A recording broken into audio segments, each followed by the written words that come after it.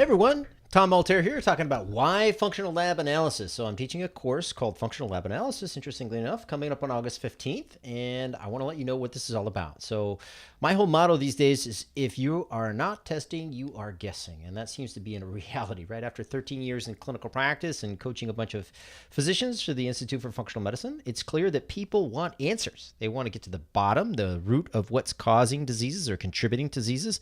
And unless we're testing to find out what that is, we're going to be guessing. Let me give you some examples. So here's an eczema case. Okay, this is a woman who has some pretty severe eczema. And a lot of people would say, well, eczema, you need some fish oil, right? Well, if I wasn't testing, I was guessing, and I would have given her some more EPA and DHA, and I would have been wrong. Her levels of EPA and DHA were already high. She was actually missing some omega-6s.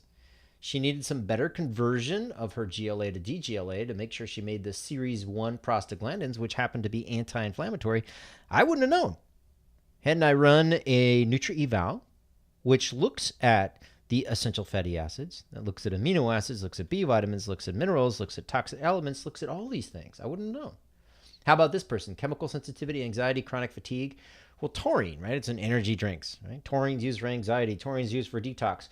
This person sounds like a perfect candidate for taurine, but I tested, and no, this person actually had elevated taurine. In fact, by looking at a couple other markers, we found that she had an enzyme insufficiency. If I would have given her taurine, she would have had toxic effects. And then how about this? When we tested her gut, we looked at her microbiological balances and imbalances. We found that she had something called disulfovibrio, which actually takes sulfur amino acids like taurine and cysteine and methionine and makes hydrogen sulfide gas from them. So if I would have given her taurine, she would have had intestinal upset, intestinal permeability, because she's taking a sulfur-containing amino acid. If you're not testing, you're guessing. Hashimoto's, everybody thinks selenium.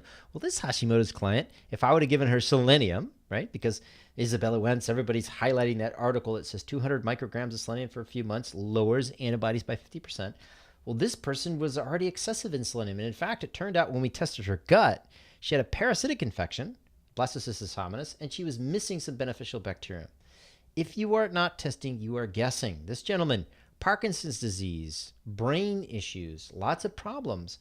Well, what it turned out to be when we looked at the toxic element portion of the nutrient evaluation was the metals. His mercury was through the roof. In fact, when you look at his mouth, he had all sorts of different fillings and gold crowns and all sorts of things that draw the mercury out. And when we looked in his gut, turned out he was missing the organisms, the short chain fatty acids, that showed that he wasn't consuming enough fibers. So he couldn't bind the mercury and get it out of his body after he was dumping it from his teeth. There's so much you can glean from functional lab analysis. Whether you're looking at nutrient analysis or gut analysis, you can find out where a person's weak link is. So even more so than gene testing, and especially along with gene testing, you can get to the bottom of why somebody's been suffering for decades. So save yourself some time, save yourself some energy, learn what these labs are about, learn what you can do to make people get better fast. Join me. Functional Lab Analysis starts on Wednesday evening, August 15th from 5:30 to 7 p.m. for 7 weeks. And you're going to learn about nutritional supplementation. You're going to learn about gut protocols for ulcerative colitis and Crohn's and IBS and IBD. It's going to be fantastic, okay? So jump on in. I look forward to seeing you soon.